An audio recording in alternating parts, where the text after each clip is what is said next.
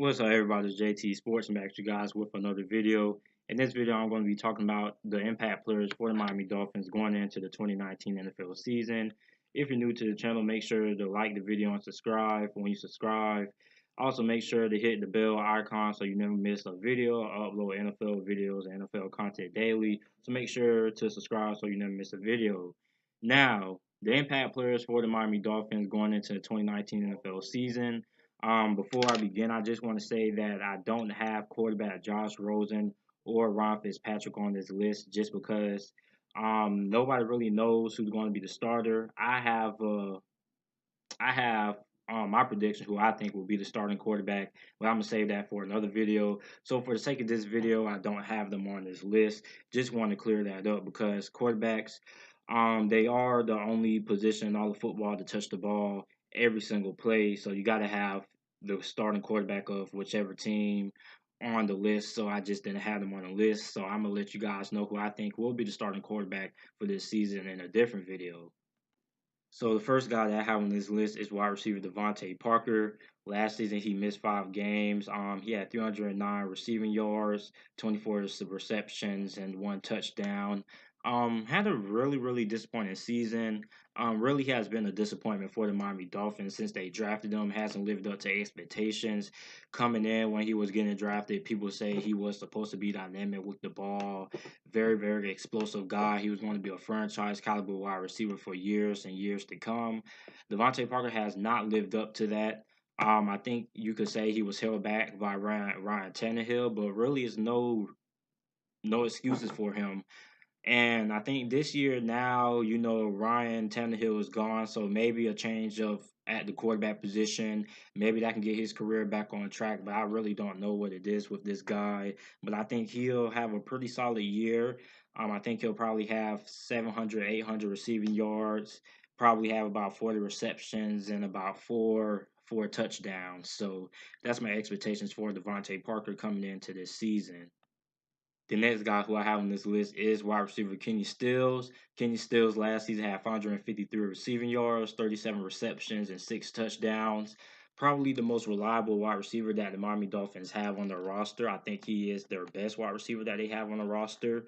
And I think he'll have a pretty solid season. I think this year he'll probably have a way better year than what he had last season. I think he'll have 900 receiving yards, probably have 50 receptions, and also probably the same amount of touchdowns, probably about 6 or 7. So I think he'll probably be the number 1 wide receiver for the Miami Dolphins going into the season.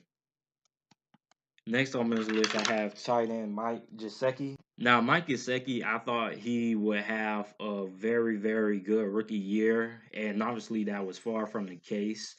He had 202 receiving yards and 22 receptions, and he didn't really get a lot of targets, and they didn't really target him a lot in the red zone. And I thought that would be a big reason why he would have a big rookie year was because he's a very fast tight end, has very good size, and he's a mismatch nightmare in the red zone. So I thought the Miami Dolphins would try to find ways to get him the ball in the red zone and have him score a lot more touchdowns. But he didn't have a touchdown last season. I think this year he's gonna have a big opportunity, a lot of chances to have impact, then he'll probably have the opportunity to get a lot more targets because this wide receiving core is not good. And he has the opportunity to become that number 1 option if he gets some good chemistry with Josh Rosen or Ron Fitzpatrick. I think he will, and I think his stats are probably going to be way better than what they were this past season. I think he'll have 600 receiving yards, which is pretty solid for a tight end.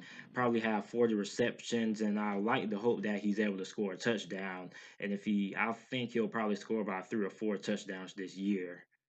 Next up, the last player on this list for the Miami Dolphins on the offense side of the ball, halfback Kenyan Drake. Kenyan Drake last year had 535 rushing yards, 4 touchdowns, had 4.5 yards per carry. He also had 477 receiving yards with 53 receptions and had 5 touchdowns.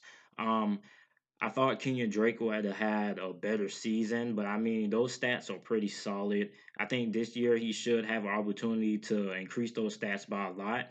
because I believe this Miami Dolphins coaching staff, since they know they don't really have a lot of talent on that roster when it comes to that receiving core, they'll probably run the ball a lot. And when I mean a lot, I believe a lot. And Kenyon Drake, man, he's going to have the opportunity to get a lot of chances. He's going to have the ball in his hands. He's an explosive guy. We already know that. He can take it for six any play. You can line him up at slot.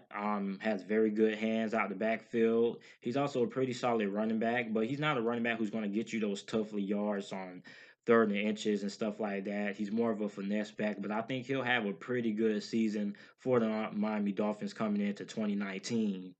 Now on the defensive side of the ball, I have defensive tackle Christian Wilkins. The Miami Dolphins drafted him in this past year's NFL draft, and I have big expectations for Christian Wilkins because the Miami Dolphins' biggest problem last year on the defensive side of the ball was their inability to stop the run, and the big reasons for that was because when they let Ndamukong Suh leave, they never really found a suitable replacement to clog up those running holes and those A and B gaps in those running lanes.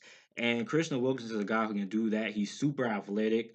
I don't know if you guys knew this, but when he was playing for Clemson around this time last year in their spring game, this guy was playing cornerback.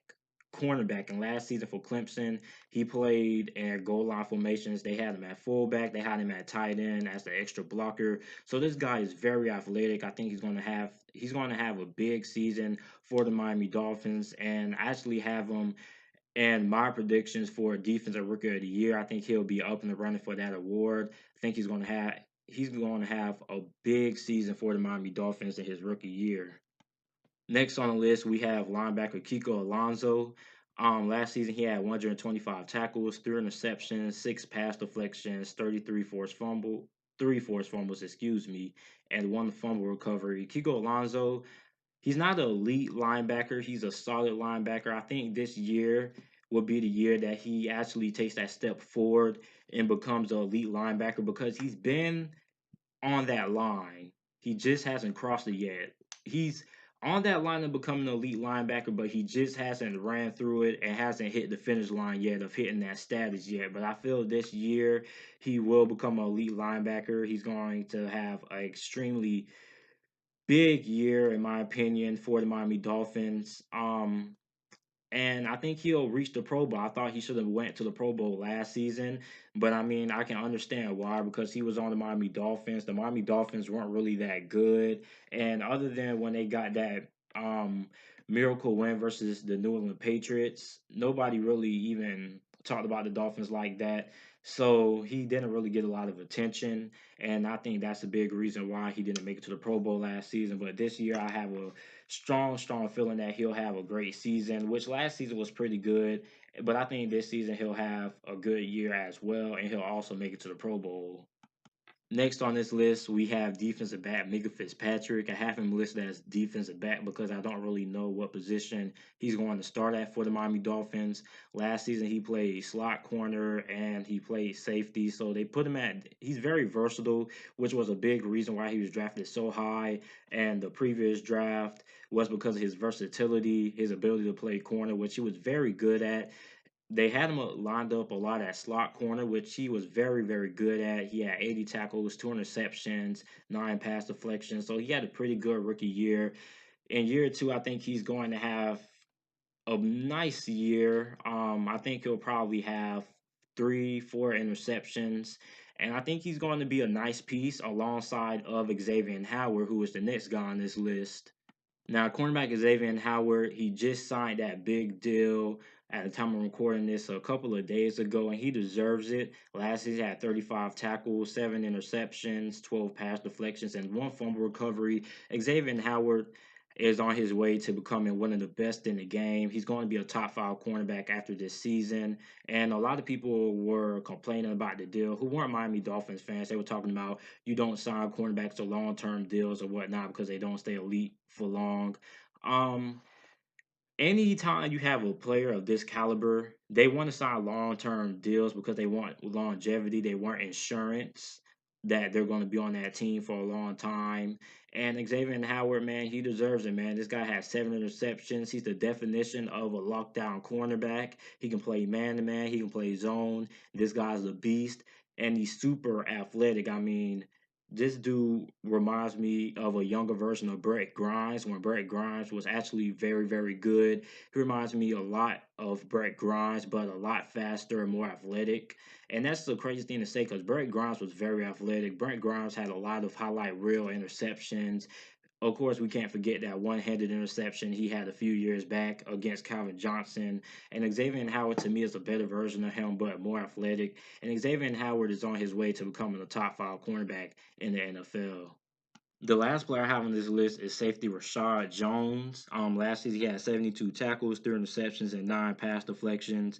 One of the best safeties in the NFL. And there's some speculation about him being traded, but the Miami Dolphins general manager says that they have no plans of trading him. He hasn't reached out for a trade, and they haven't allowed teams or let teams know that he is available to be traded. Now he did miss some little OTA or whatever, but the Miami Dolphins, according to them, they're not really tripping off that. He's due to make 13 million this year, and he basically is the best defensive player on this Miami Dolphins defense, other than Xavier Howard.